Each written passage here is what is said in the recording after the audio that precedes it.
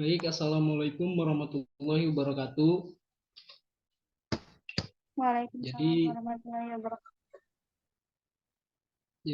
pada pertemuan kali ini kami dari kelompok 7 akan mempresentasikan mengenai siklus pengeluaran dan selanjutnya akan kami paparkan contoh perusahaan yang kami ambil dalam penerapan siklus pengeluaran. Baik teman-teman sekalian, di sini kami beranggotakan 4 orang. Mohon di next. Ya, jadi pertama yaitu ada saya sendiri sebagai moderator Rizky Mula Saputra. Selanjutnya akan ada pemateri pertama yaitu Solihah Nur Fadilah. Pemateri kedua yaitu Kadek Kurnia Ningsih. Pemateri ketiga ada Wira Lorenza dan selanjutnya akan dilanjutkan oleh saya sendiri sebagai pemateri terakhir.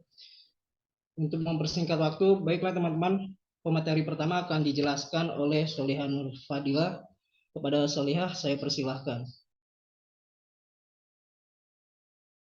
Baik, terima kasih kepada moderator yang telah memberikan waktunya kepada saya. Di sini saya akan menjelaskan siklus pengeluaran, yaitu pengertian dan tujuannya. Untuk pengertian sendiri yaitu, siklus pengeluaran adalah rangkaian kegiatan bisnis dan operasional pemrosesan data terkait yang berhubungan dengan pembelian serta pembayaran barang dan jasa.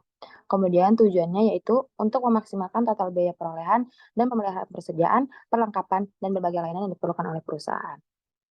Kemudian ada 4 aktivitas bisnis dalam siklus pengeluaran. Yang pertama yaitu permintaan pembelian, yang kedua pemesanan barang, yang ketiga penerimaan barang, dan yang keempat pembayaran. Untuk permintaan barang sendiri yaitu pada umumnya permintaan pembelian dipicu oleh fungsi gudang atau karyawan untuk pemesanan barang. Setelah permintaan pembeli diterima oleh bagian pembelian, selanjutnya bagian pembelian membuat permintaan penawaran kepada beberapa pemasok untuk dikirimkan penawaran. Kemudian yang ketiga, penerimaan barang. Dalam menerima barang dan melakukan verifikasi. Kemudian yang keempat yaitu pembayaran. Pembayaran atas tagihan dilakukan oleh semua dokumen pendukung telah dilengkapi. Baik, mungkin itu saja yang dapat saya sampaikan. Saya kembalikan kepada. Baik, terima kasih kepada Solihah. Selanjutnya pemateri akan dijelaskan oleh Kadek Kurnianingsih. Kepada Kadek saya persilahkan. Baik, terima kasih moderator. Yang selanjutnya yaitu siklus pengeluaran PT Nichi. Yang pertama kegiatan promosi, yang kedua biaya traveling, yang ketiga produksi trial, yang keempat aktiva tetap, dan yang kelima yaitu pembayaran. Kegiatan promosi yaitu yang pertama ANP approval, yang merupakan pengajuan proposal ANP sebelum melakukan kegiatan promosi yang meliputi memeriksa dan memberikan nomor ANP proposal. Yang kedua, memberikan budget and update commitment. Yang ketiga, siklus untuk approval. Yang keempat, menyimpan ANP proposal dan mengirim kopi. Yang kedua yaitu klaim ANP. Klaim ANP merupakan penagihan atas kegiatan proposal yang telah dilakukan, meliputi verifikasi klaim, yang kedua membandingkan tagihan dengan proposal, dan yang ketiga mencatat aktual ANP. Yang ketiga yaitu closing ANP. Closing ANP yang dilakukan untuk menutup komitmen ANP. Meliputi yang pertama memastikan ANP dapat ditutup dan yang kedua menutup ANP komitmen. Baik, sekian yang dapat saya sampaikan. Saya kembalikan kepada moderator. Baik, terima kasih Kadek. Selanjutnya akan dijelaskan oleh Wira Lorenza. Kepada Wira saya persilahkan. Baik, terima kasih kepada moderator. Di sini saya akan melanjutkan materi ketiga yaitu biaya traveling. Yang pertama itu travel adventure. Travel adventure dimulai ketika permohonan mengajukan DTA dan PAR kepada bagian keuangan. Dokumen tersebut diperiksa kecocokannya dan apabila sudah benar, maka akan dibayarkan sejumlah dengan nilai yang diminta. Next slide. Yang kedua yaitu selanjutnya ada penyelesaian biaya travel. Ketika perjalanan dinas telah selesai, pemohon membuat travel expenses atau TES dan diserahkan kepada beserta bukti tagihan kepada bagian keuangan. Setelah semua cocok, dokumen tersebut perlu diperiksa oleh Area Sales Manager atau ASM, Human Resources, dan National Sales Manager. Setelah semua diverifikasi, maka biaya tersebut akan dibayarkan kepada pemohon. Next slide.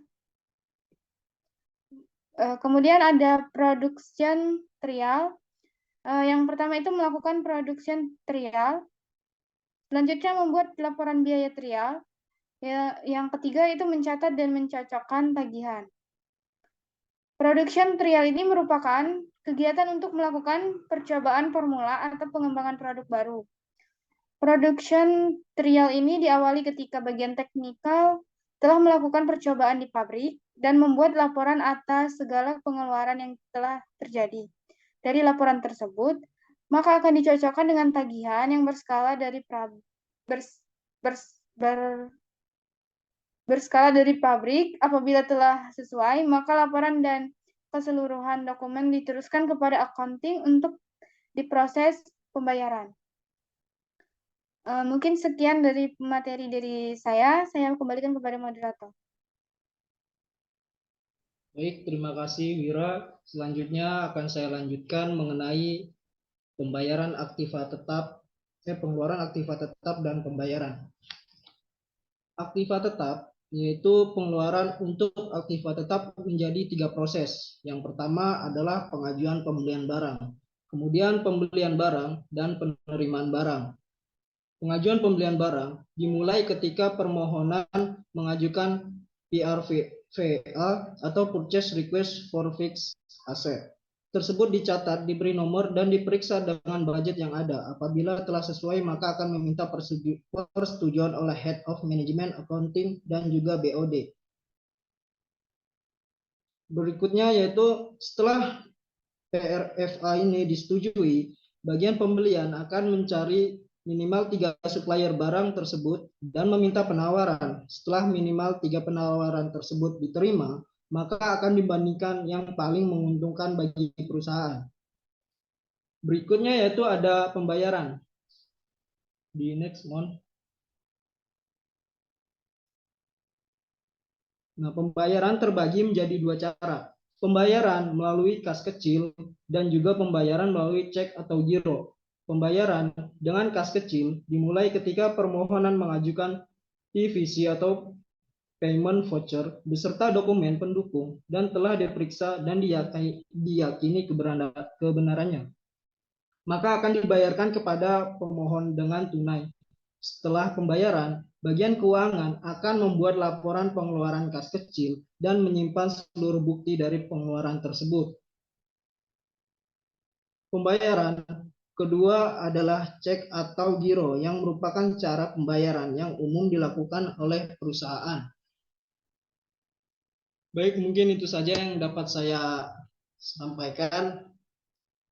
Terima kasih kepada teman-teman yang telah menyelesaikan tugas ini terkait pemenuhan tugas sistem informasi akuntansi. Selebihnya kami mohon maaf. Saya akhiri. Wassalamualaikum warahmatullahi wabarakatuh. Waalaikumsalam warahmatullahi wabarakatuh.